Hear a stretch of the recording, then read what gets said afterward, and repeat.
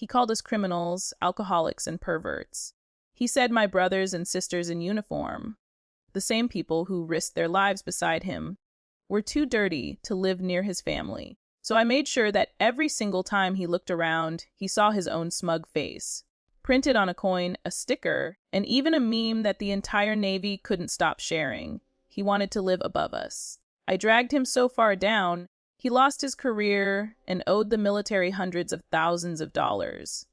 If you've ever had to deal with arrogance, disrespect, or someone who thinks they're better than everyone else, this story will hit home. Hit that subscribe button, drop a like, and tell me in the comments, what's the most satisfying revenge you've ever seen? Because today, justice isn't just served, it's custom engraved. This all started about a year and a half ago.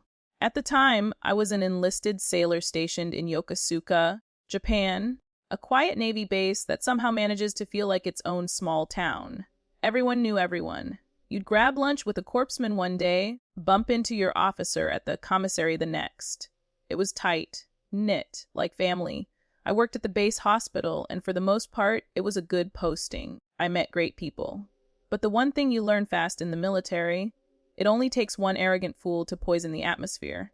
And for us, that fool came in the form of a new physician officer, freshly transferred to the radiology department right after I rotated stateside. At first, I didn't think much of it. But soon, my inbox started lighting up with messages from friends still in Japan. Bro, this new officer is a nightmare. She acts like he's better than everyone. You won't believe what he wrote. Then, one of my friends sent me a photo that changed everything. There it was, an official-looking letter this officer had printed and left on his desk. He had written to the housing department, requesting to be moved out of enlisted housing into officer housing. Now, before I continue, let me explain something about military housing. Housing assignments depend on rank, family size, and availability. Overseas bases like Yokosuka don't have much wiggle room. Everyone's cramped, and the towers, as our apartment complexes, are almost identical anyway. 2 towers for officers, 7 for enlisted, that's it. But this guy wasn't having it. In his letter, a letter he actually submitted officially, he wrote things that made my blood boil. He wrote, and I quote, I have many valid objections to living in a building of almost all enlisted, and even many lower enlisted, being an officer. Then he went on a rant that could have been pulled straight from a bad movie.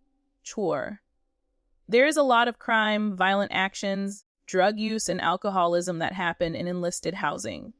There are also sexual assaults and other perverts. My family should be safe in housing that is with officers. Forcing an officer to live in a large building with enlisted is unethical.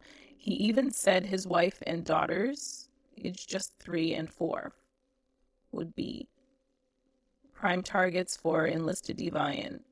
4 would be premium targets for listed household on the leather floor.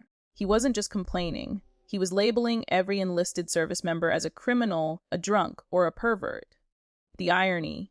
The man used to be enlisted himself. He climbed the ladder, put on an officer's uniform, and immediately forgot where he came from. That hit a nerve. Because for most of us, enlisted life isn't glamorous, but it's built on grit, loyalty, and sacrifice. We do the hard work. We carry the load. And here's this guy treating us like trash. Everyone was furious. But me, I had one advantage. I was already separating from the Navy. I had nothing to lose. I remember staring at that letter on my phone, my hands shaking, not from fear, but from focus. I wanted to expose him, not just to his department, but to everyone. So I did what any mischievous, tech-savvy sailor would do. I made a burner Facebook account, and on one of the largest enlisted community pages, I posted the letter, full text, his photo, and a caption that simply said, this is how one of your officers really feels about you. Within 2 days, it went nuclear. Thousands of reactions, hundreds of comments. People from bases across the world were sharing it, laughing, raging, and tagging their buddies. But I wasn't finished. See, the military has this tradition, challenge coins, they're like collector's tokens, custom, made for units, deployments, and achievements. So I decided to create one that would make this officer immortal in the worst possible way. On the front, his smug face. On the back, a giant middle finger. and the words, "Proud Enlisted Deviant." I posted the design. People went crazy for it. Orders started flooding in. Within a week, I sold 70 coins to a friend in Japan so she could resell them locally. I even threw in a discount. She deserved to profit too. Soon, those coins were everywhere. Every desk, every workstation, even in other commands. The officer couldn't walk 5 steps without seeing his own face staring back at him, polished, shining, and grinning beneath that middle finger. And since the coin didn't include his name, he couldn't prove it was him. No grounds for legal action. Just humiliation. Oh, and we didn't stop there. We made stickers, memes, even patches. And because one of his complaints was about gangs using hatchets. In enlisted housing, people started using a hatchet emoji as a symbol of pride.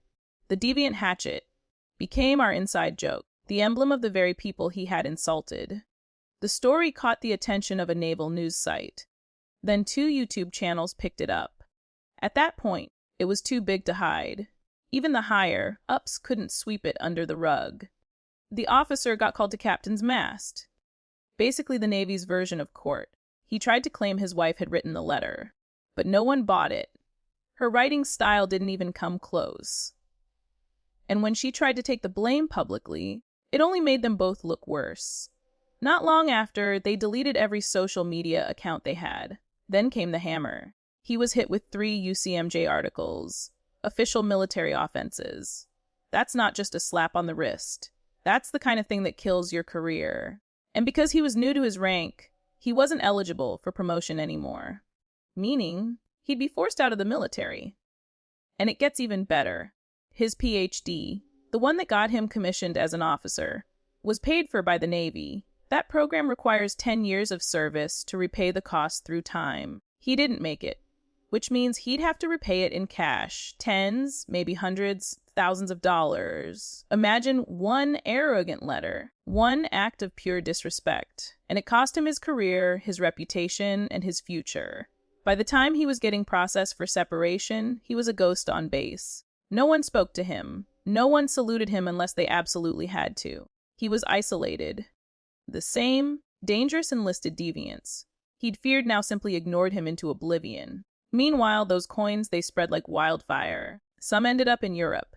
Some made their way stateside. Even years later, I still get photos from sailors proudly showing their deviant coin displayed on their desks. All in all, I made about 3,000 from the coins. Not bad for a side hustle born out of poetic justice. But more than the money, it was the satisfaction. He had tried to climb above everyone else, to separate himself from the people who kept the Navy running. Instead, his arrogance turned him into a cautionary tale, one that every new officer now hears whispered in the halls. The day I found out he'd been officially separated, I remember sitting at my desk, scrolling through messages from old shipmates. One said, "Dude, your coin is legendary. He's out. Word is, he's paying the Navy back for that PhD." I laughed so hard I nearly cried, because this wasn't just revenge. It was balance. He had looked down on people who work hard, people who serve quietly without titles or medals. And in the end, those same, lower enlisted, voices destroyed his empire of arrogance. Revenge doesn't always have to be cruel. Sometimes it's about exposing hypocrisy, showing the world what someone really is. All it took was one letter, a community that refused to be disrespected, and a little creativity. He built his career on a lie, and I simply held up the mirror. If you've ever seen arrogance get what it deserves, tell me in the comments. What's the most satisfying revenge you've ever witnessed?